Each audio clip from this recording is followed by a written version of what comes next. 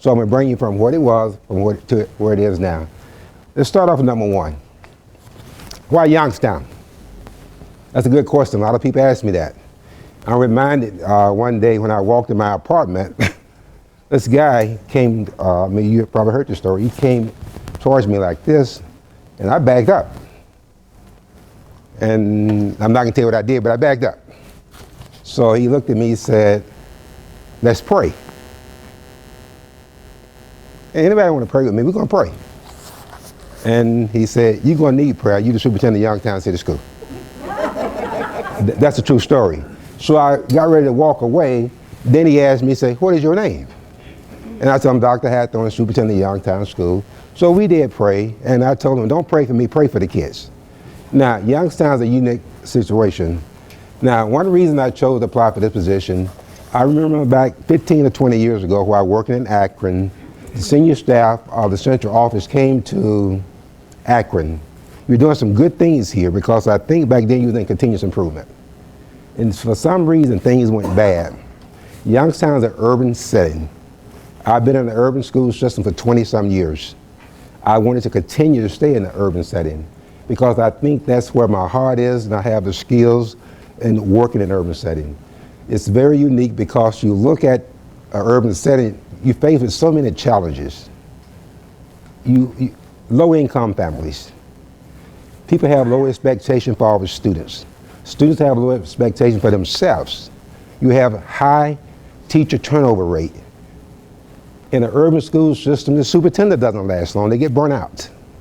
2 to 3 years, the longest tenure you're going to have in the superintendent of the urban school system. So you have problems in the urban system.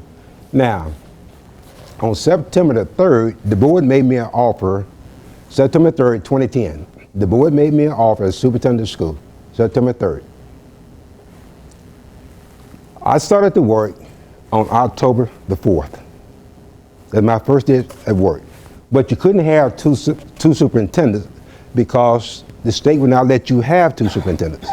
Wendy Webb was still here, so she was working out her retirement, vacation days or whatever. So they appointed me deputy superintendent of curriculum. That's what I started as. October the 4th, I'm sitting right over here where Mike is sitting right now. Some of you principals may remember you had a meeting that afternoon at 4:30. You had a meeting. I'm sitting up here noticing principals nodding off, tired.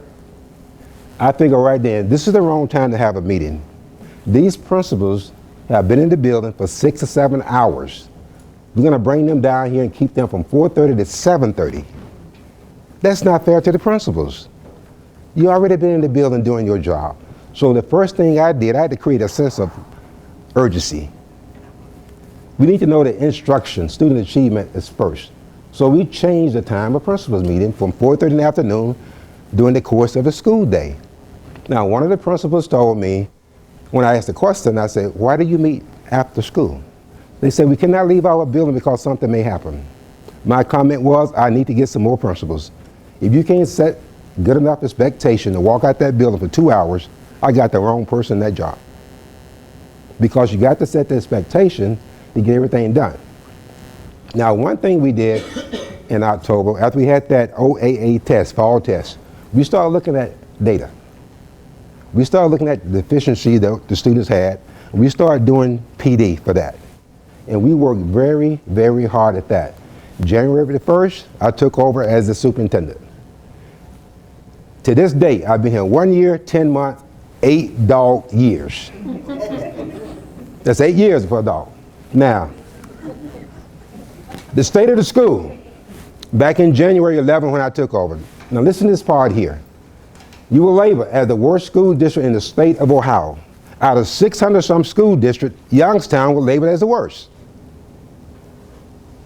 I was not going to be the laughingstock of the state, being the superintendent of the worst school system in the state. You were in an academic emergency during the school year 2008, 2009, 2010, because the district missed 3 consecutive years of academic growth. And then, when you do that, a revised code will put you in academic emergency, so you had an academic distress commission here. That's a bad term, distress. It should have been Academic Success Commission. Academic distress. You hear that sound? Distress. So we're saying Youngstown is in distress. But anyway, you had an Academic Distress Commission here appointed January 2010.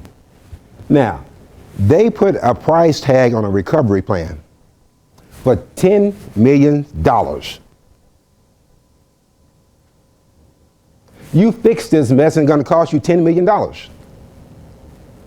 So when they put this plan in place, now the commission does not care about where you get the money from. They just tell you to do something and you pay for it. And at the same time when that happened, we were in physical emergency for the second time. Physical emergency for the second time. You had a physical oversight committee here, which had been in place since 2006.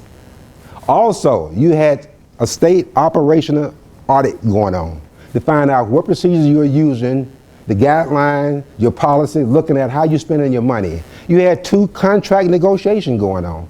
You had low employee morale. You had community distrust. All this happened when I came in January of 11. I knew I had to do something quick. So what the board members may not remember this, I gave the board members a 100-day action plan when I did my interview.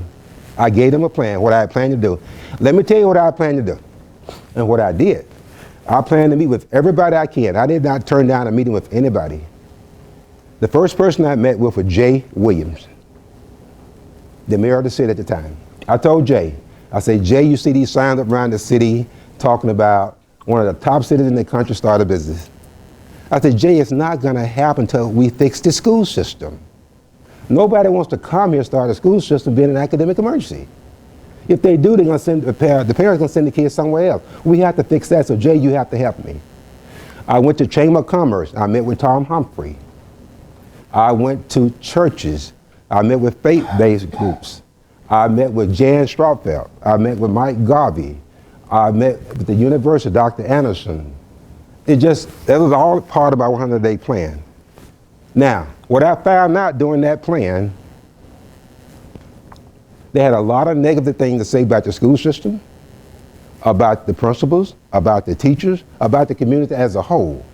Everything was negative. I hate hearing negative stuff. I'm not a negative person. Now, some of you are going to find something negative I said today. If you look for it, you will find it. I don't believe in looking for negative stuff. Let's talk positive stuff. Let's talk positive about what we're doing, what the kids are doing. We'll get out of this. Don't come to me with negative stuff. I don't like that. Now, what I had to do is just get one focus. That's about students. About the students. It's not about Jay Williams. It's not about politics. I even went to city council and spoke. It's not about any politician. It's about students. That's my focus, just the students. Now, what I had to do is create some kind of student interest option, because I was determined during the school year, beginning the school year last year, I was not going to start the school year off the same way it was when I got here. We had to do something different, even if it was wrong. We could not do the same thing. You know that, we just could not. So we created a STEM school. Now, the first thing, let me put it this way. We closed Cheney, so we had one high school. I want to make this clear to everybody, so people will not say East was a dumping ground, because every 10th, 11th, and 12th grader in the city was assigned to East. Then if they want to apply to go to STEM, if they want to apply to go to VPA, then they came out of there. But everybody at Cheney was assigned to East. So I did not place any students at Cheney. If people want to think you put the smart kids at Cheney, I did not. They applied to go there. We found something they're interested in. That's what the school is all about. They applied, they had the interview on May 7th, I think, 2011. We had so many kids over here at Cheney going through the audition of the STEM program. We had the administrators there. I appreciate everything you've done. They applied. You should have seen how those kids, Carol, you was there. It was just exciting to see that we found something these kids like to do. That was really great. Now we created STEM, BPA, so at East we also had business, education, and law. The kids could sign up for either one of those programs, business, education, or law. Unfortunately, we did not have enough kids to sign up for those, so we could not offer the class. If I would have had 100 kids sign up for any one of those, I would have gotten a teacher. It's not that we didn't have the program, we didn't have enough interest. Another thing, a problem we had is that a lot of students have double period of reading and math. Because they 1 or 2 years behind, they have to have double periods because the academic recovery plan mandates that. At Chauvin, we emphasize all the program we have over there. Every student, grades 6 through 12, fill out an interest survey. Chauvin very instrumental in helping us do that. So every kid fill out a survey, 6 through 12 fill out a survey. So we figure out what they want to do. Now, we restructured student-focused schools. Do you recall? Wilson was 6, 7, and 8. Bonnie was 6, 7, and 8. P. Ross Berry was 6, 7, and 8. During my 100-day walk around, run around, plan, whatever you want to call it, I found out what parents were saying. They had a perception. They had a perception that the 6, 7, 8 grade school was out of control. It was out of control. That's their perception. I got to try to fix their perception. If they believe that, I have to fix that. I got to change their perception. Now, so what I did, when a kid left 5th grade, they had nowhere else to go. I'm correct. They had nowhere else to go. They'll go to a charter school because they did not have any other options. But when we put the STEM and BPA school in place, now those 6th graders, the 5th graders that's leaving, got options, folks. So they started going to the BPA and STEM school. So we created options. So we maintained some kids. We brought some kids back. Also, P. Ross Berry. I decided to create an 8th and 9th grade academy. The reason why. 9th graders, we have about 75 9th graders at East and about 75 at Cheney who were repeaters. We have about 25 who was repeaters. We have about 15 who was repeaters. We have about 10 that could vote. Because they were old enough to vote because they were so far behind. That is a shame. When you talk about a 9th grader can go vote. When those 9th graders cannot get 5 1/4 credit to become sophomore, they cause a problem in the buildings. You high school folks know what I'm talking about. They get behind, they're 2 or 3 years behind, they get disgusted, they disrupted in the classroom, they disrupted in the hallway, the cafeteria, and then they try to disrupt anybody else from learning. We cannot let that happen. And we're not gonna let that happen. So I got to try to create a place for 9th graders to get them ready for high school. So we started the 8th and 9th grade academy. Now I got the 8th graders out of Wilson, Boney, and P. Ross Berry because they were raising so much ruckus over there. Parents were pulling their kid out because they didn't want to be around 8th graders. That's why we created the 8th and 9th grade academy. What happened now at P. Ross last year, we found out the layout of the building did not fit what we wanted to do. We had narrow hallways. We didn't have enough lockers. So it threw us off. Another thing we did too, because it was a mandate that teachers who went there had to apply. So we had teachers who did not apply, so we had to place teachers there. So we had some teachers in the wrong place. They didn't want to be there, and some of them not with us now. Because they didn't do their job, they're not with us right now. So they kind of threw us off over there. UPLC. So we had the 9th graders who were 2 or 3 years behind. We had a credit recovery program over there at UPLC. So we were doing some things over there and working with the alternative school. Now the UPLC is the alternative school because you do have students who have difficult time in a traditional school setting. So we got to find a place for those students too. We just can't kick them out on the street. We got to we have to educate all kids. So we have an alternative program. Safe school. As I was walking around and running around doing my 100-day plan, it came up about safe schools. The schools are not safe. So we started working with Chief Marby over there. We started getting the officers trained, school resource officers. So now we have school resource officers, we're still doing training, and we have metal detectors. I got criticized about the metal detectors, somebody being negative again. Why are you using metal detectors? I said, it's easier for me to explain to you why I'm using metal detector than somebody get killed trying to explain to you why I didn't have them. So we have metal detectors being well accepted. Budget management. Coming from a district that had $400 million budget, $400 million. I'm on the budget committee for 15 to 20 of those years. I understand how that budget worked. We had to right size the school district. We lost students over the years. When you lose students, you lose staff. It just makes sense to me. If you lose 200 some kids, somebody got to go. And I hate to lose kids, I really do, but you can't have the same teaching staff when you're losing students. So we right-side the district, which means we are more efficient at staffing. We eliminated different alternative programs. We had Twilights, we had over at your place, Joe, Twilight, Redirection, and they had UPLC. So we consolidated. Now we got one alternative program. Now the budget impact on this plan I put in place. I want you to look at this because I'm going to shine my light on this one if it comes on. Everything we did last year, we saved $1.2 million by putting a plan in place. $1.2 million budget impact on what we did. The annual saving was $1.2 million. Now, we put all these things in place.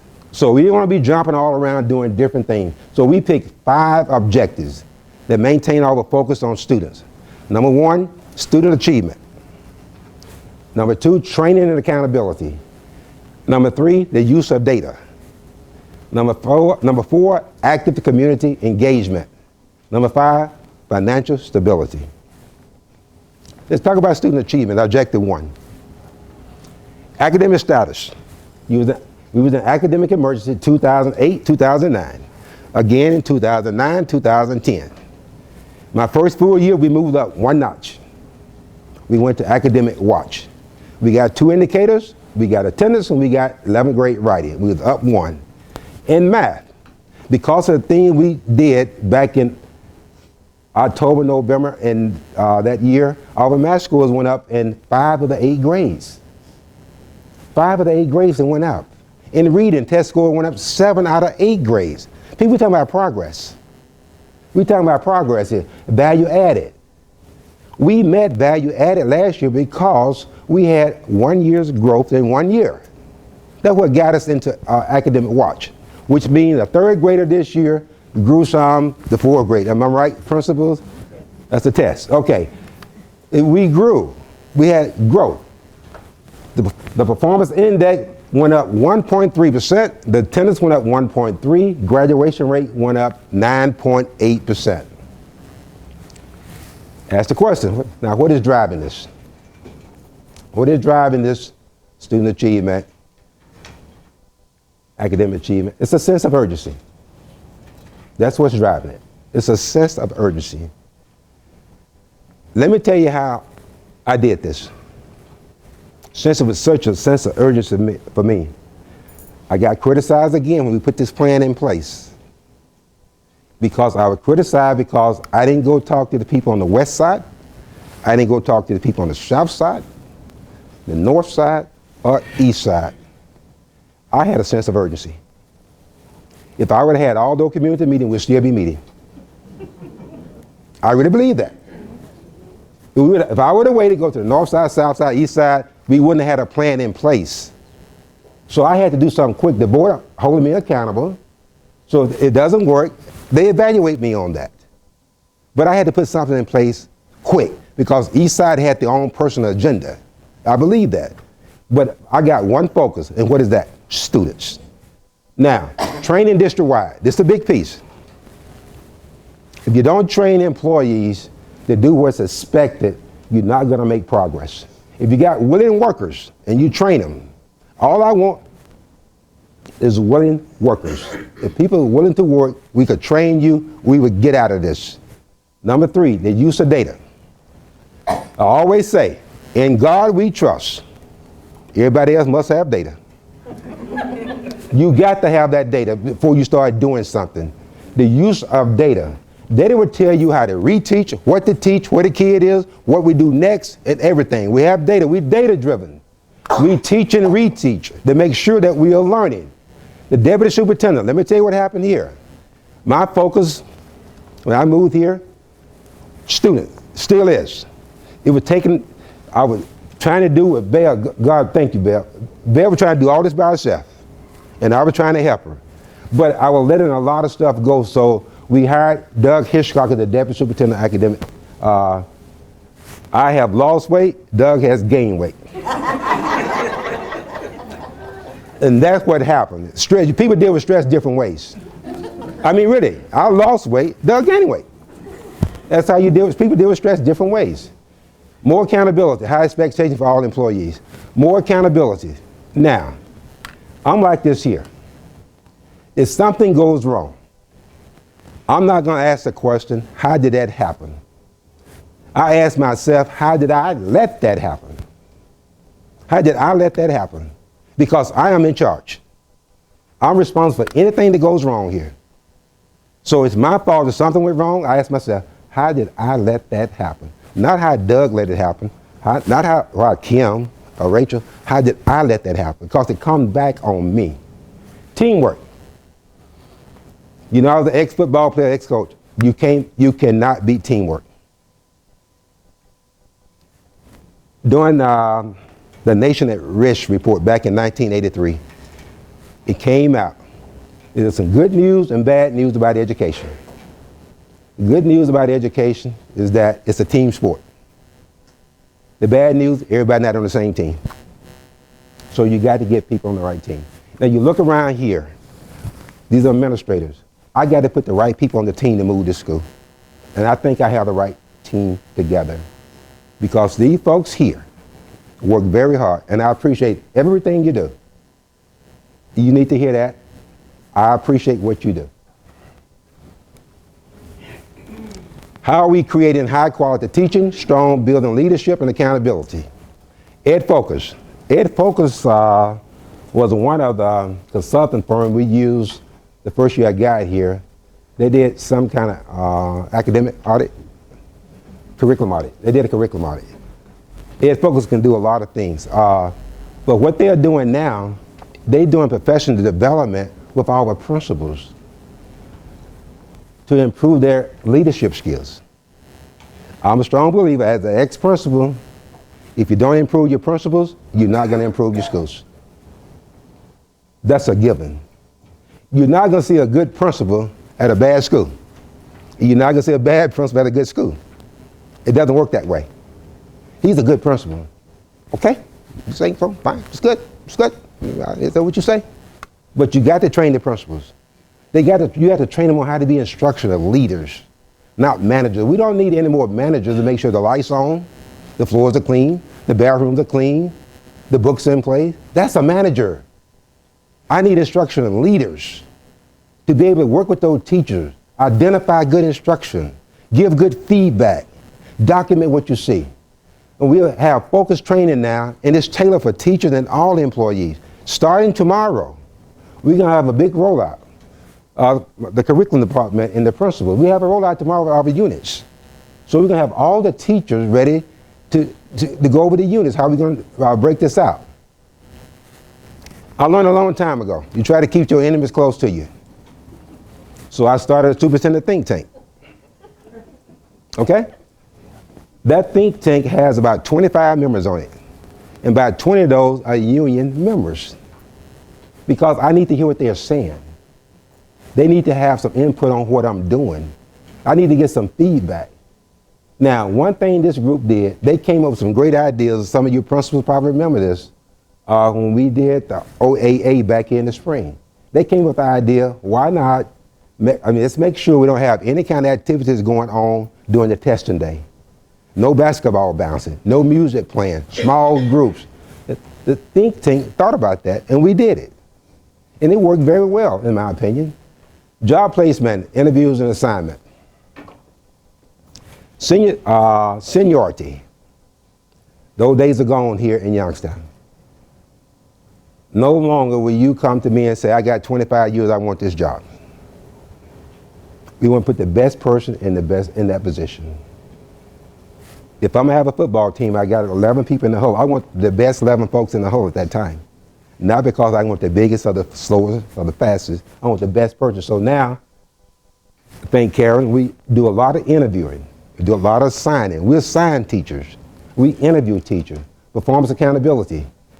Last year, we were able to non-renew some teachers because they were not doing their job. They were hurting our kids. We cannot continue to let that happen, people. We cannot let teachers or anybody not do their job and all the kids do not achieve. That's not fair to the kids. You got yours, I got mine. They have to get theirs. So we're going to hold people accountable for their performance. How are we using data to assess student progress? Frequent. No longer we wait the 9 weeks and give a grade and say, oh my God, this kid flunked the 9 weeks, and we didn't go back and check anything from 1 to 9 weeks. So we're doing some short cycle assessment from 3 to 4 weeks, and it's intentional student assessment. It's intentional. We just don't throw our tests out there. It's intentional. It's designed to check what we are doing, so we adjust instruction where needed. School City. School City is a tool, a dashboard. I want you to imagine something. Look at your car. Some of you all got Cadillac, some got Volkswagen. Okay? Look at your dashboard. You have all the gauges up there. You got your oil, you got your water, you have your RPM. That's the same thing about School City dashboard. So what it does, it shows what a kid have in his file, demographic. You look at the item analysis, it'll tell you what he missed, what number he missed, how many he missed. Let's take an example. Let's say math. Let's say we got number sense, patterns, measurement. I'm getting to them, right? Measurement. So you can look at that and tell you where the kids are weak. We can change all the instruction there because now we know they're weak here. Now the DLT, BLT, TBTs. District leadership team, building leadership team, teacher-based team. It's really nothing but a dialogue of curriculum, what we talk about, what we do in the curriculum. It's not about what happened in the cafeteria. It's not about what happened in the hallway. It's not about what happened on the playground. It's about instruction and curriculum. That's what it is. That's all that is. Literacy and math coaches. You need to know, when I first got here, math coaches and literacy coaches were employed based on the years of seniority. I found out when I got here, we had a math coach did not have a background in math, but they had 30 years. That's where it was. I got 30 years, I want that job, and we gave it to them. Those days are gone. You have to interview for those positions now. Plus, you're going to be trained. So you're going to go in the classroom, you're going to analyze the data, go in the classroom, and work with the teams. Community engagement resources, objective 4. What we're doing now, we turn the light off over there for me. I can't even see that. We're using the application process to assure, that's good, to assure focus. One focus, that's a student. Now, Claudia, when I got here, we were not sure, some of the principals, we were not sure how many partners we had. Some of us were not sure what our partners were doing. Some of the partners was in their own building, but they were partners. That doesn't happen anymore. Now it's an application process. You have to file an application, turn it into Claudia, and also, after looking at the community engagement report, I came up with 5 areas. We're talking about academics, behavior, safety, health, career, and finance. Those are the kind of partners we want. Let's give you an example. Let's take PNC Bank.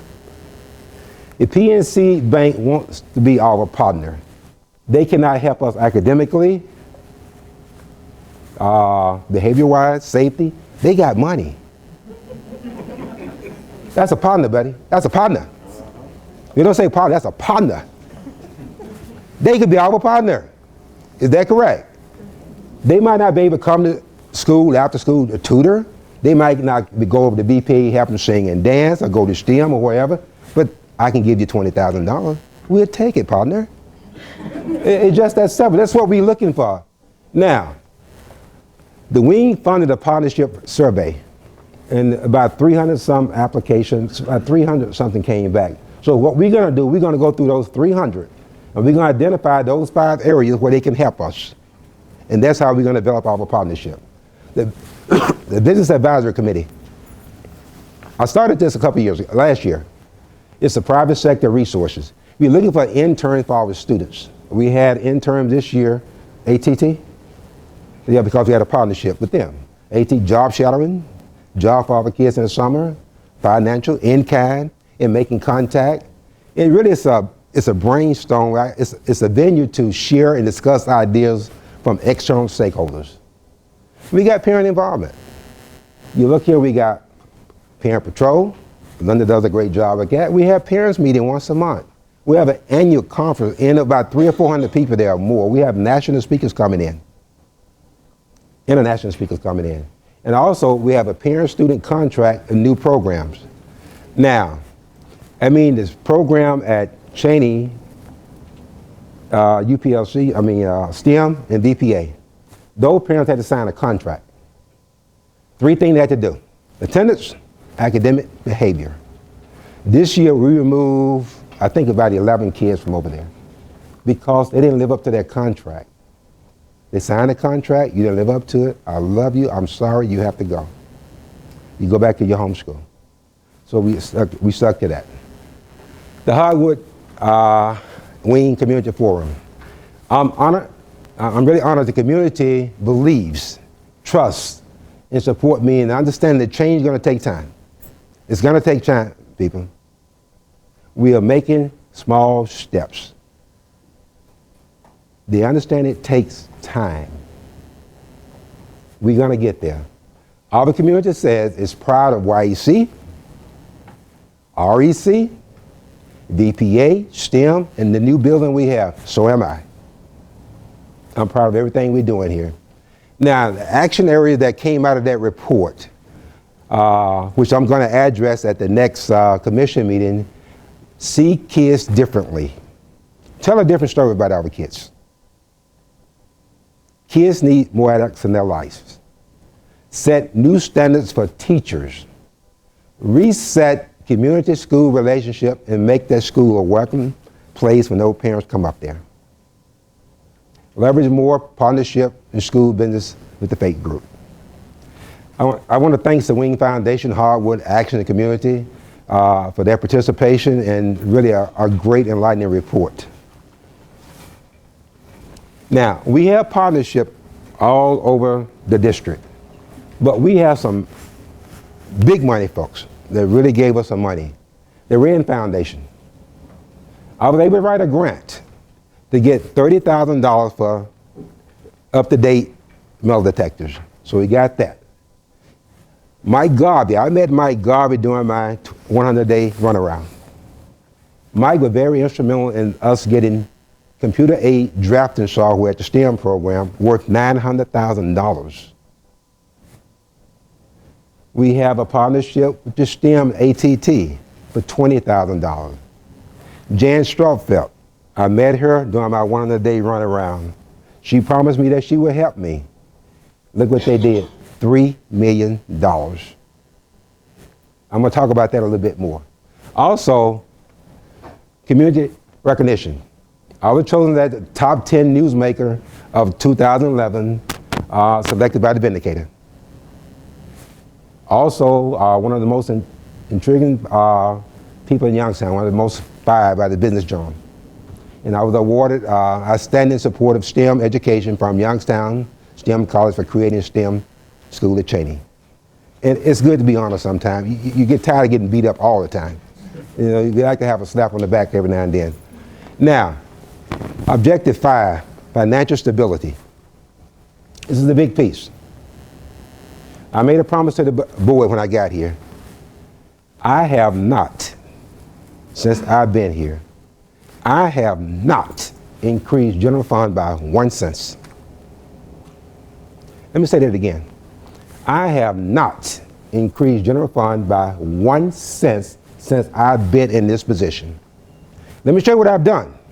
In the spring of 2011, we eliminated 41 positions by right-sizing the school district and restructuring the school district. We saved $1.2 million for fiscal year 12. This past spring in 2012, we eliminated another 70 positions, another saving of $4 million. I have not increased general fund by 1 cent. I understand the budget. I have not increased that general fund. That's a total saving since I've been here 22 months, approximately $5 million. I have not increased general fund by 1 cent. We saved $5 million by right-sizing, restructuring the school district. We also put in place, back in early March, now the latter part of February, when we had the levy on the ballot, on March the 6th, we were going to vote on that levy. Then we got word from the State Department that we got cut $4 million, okay, because of enrollment. So we went into action. What we did here, we sent out postcards to all the charter school students to verify their addresses. We were able to get back about $3 million because we verified those numbers to make sure those kids belong to Youngstown City School. So we got some of that money back. If we had not done all the things we done above up here, I don't know why this won't, Okay, if we had not done all the things we done up here, we would have a deficit fiscal year 13 instead of fiscal year 14. Now, the current financial outlook, people, it's not good. It'll be straightforward for you. It is not good. We expect no funding increase from the state. None. If anything, maybe a reduction. Next, the levy we have now is going to expire in December. That's $5.2 million. Without this levy, we projected to have a $1.4 million deficit in next school year. That's fiscal year 14. What's new this coming year, 12-13? We got free lunch. To us, that doesn't sound like a lot, free lunch. It means a lot to our students. They were already getting free breakfast. Now they get free lunch. 2 hot meals now while they're at school. Now they can feel like studying. They won't be hungry when they go to class. They will pay attention. You ever been hungry? Sometimes your stomach be boiling. We want all the kids to be like that. We also have communication. Let's talk about communication for a minute. We have a safety bullying tip line, which John and the chief mandates now. Students can call in to this number. They don't have to leave a name, anything. They can call in and say, Kim planned to jump on me the day after school. John and Chief can check that out.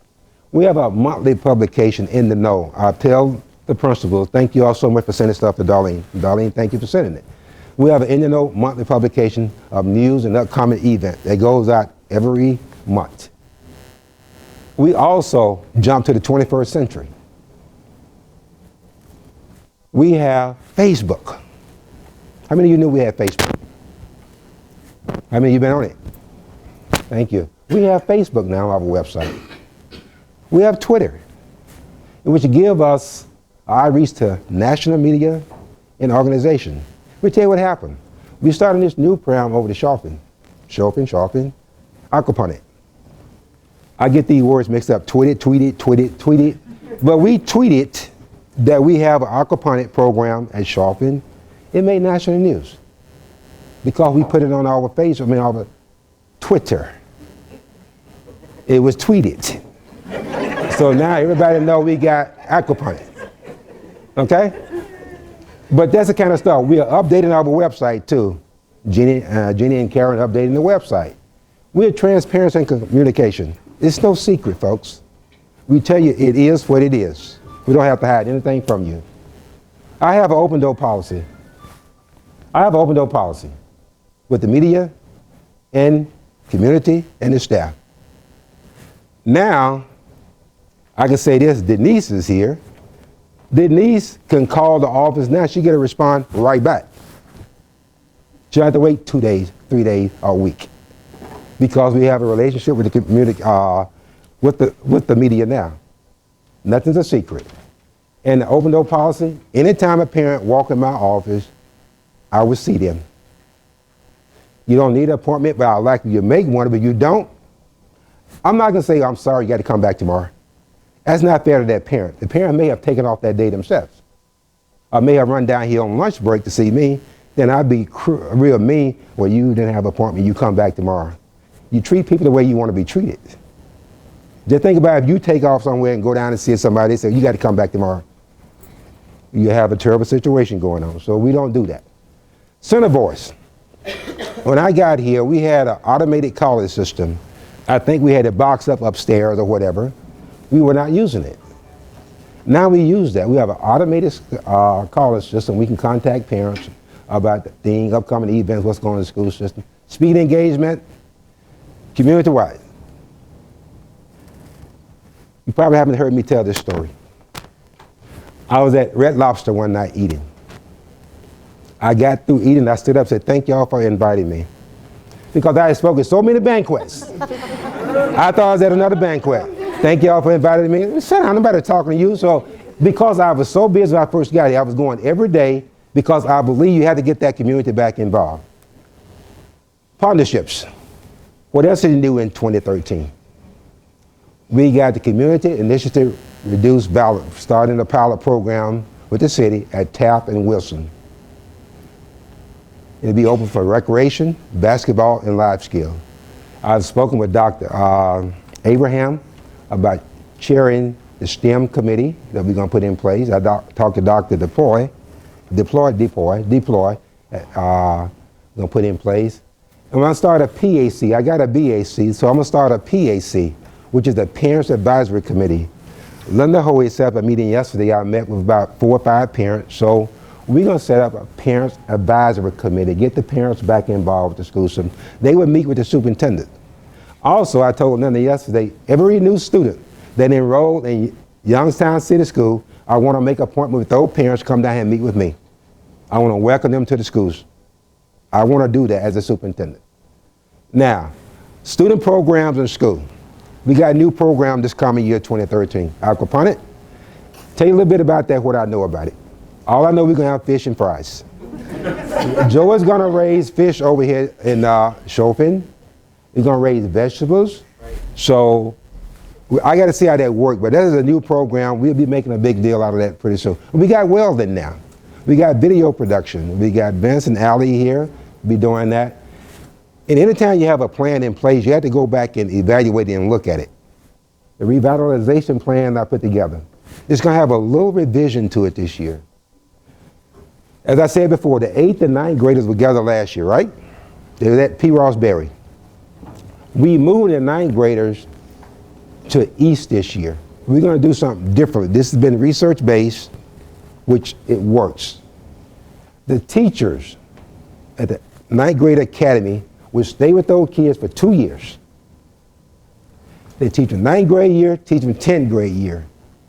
So they will get a chance to build a relationship with the kids, with the parents, and learn some of the problem kids having academically. So you got 9th grade year, 10th grade year. They turn around, they get another 9th grade class. So that's going to happen. Now also we're going to just have the 8th graders at P. Ross Berry, getting them ready for high school. We're going to stack it up with that over there. UPLC, we're going to set behavior goals. We moved some of those students out of there. We had some kids at UPLC that were too young to be there. So we placed them in another building. So that's going to work out better. What's new in 2012 again? We having a dependent health benefit audit. So that ain't work. The principals already know that. Our health insurance, the board pays a portion of the premium. If Tracy has a daughter or something on her health insurance, we got to make sure her daughter is eligible to be on there. Her daughter cannot be 45 years old. I mean, we have that. I've seen that happen because we did an act, we saved $200,000. What happened is that sometimes people get a divorce, they forget to tell us, I'm divorced, and we still paying for her husband's insurance. Sometimes a person may die, they forget to tell us he dead, we still paying for the insurance. I'm serious. We found this in an act, you know how that works sometimes. So we're going to do a health benefit audit, and this should save the district almost $100,000. So we're going to manage it like that. The specialty programs. Now we're talking about the VPA, the STEM, Chopin, REC, and YEC. This year, we're expecting 160 new students to the district.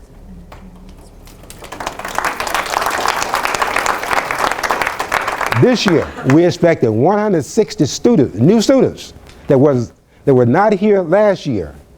The VPA will have 294 students. That's an increase of 185%.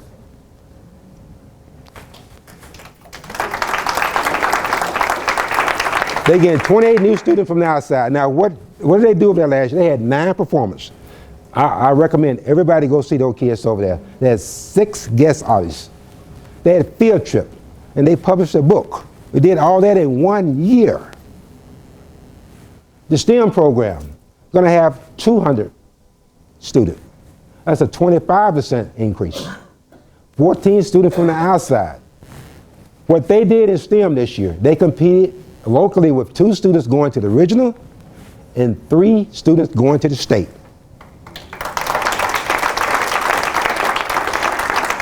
And that ain't all. We had 5 students that went to West Point from Youngstown. That is excellent. This past year, we had ATT and YSU grant provided 5 STEM interns during the course of this past summer. 5. So that is working very great. Chopin, going to have 90 students enrolled from outside the district. That is 200% increase. REC and YEC, 31 new students enrolled from the outside. That is great. What is new in the curriculum department? I think what we have done in the curriculum department is going to really help us jump off this cliff. We're doing some great things there. We have some things in place, and we look at our instructional framework. If you look at the instructional framework, follow me. Here's a triangle. Come around this way here. You got the written up here. You got what's taught, and you got what's tested.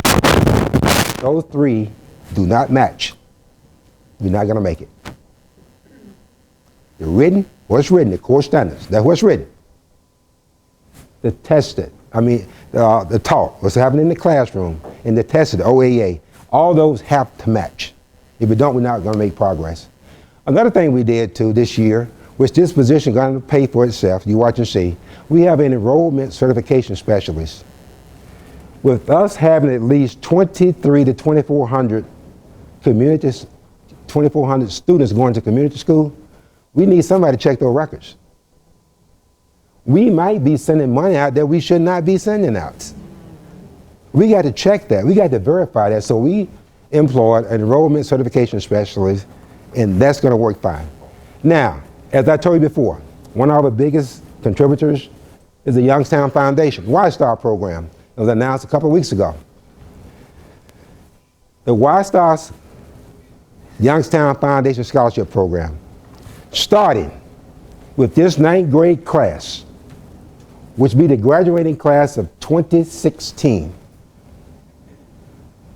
Any student qualified meet those criteria can receive up to $3,000, the last dollar.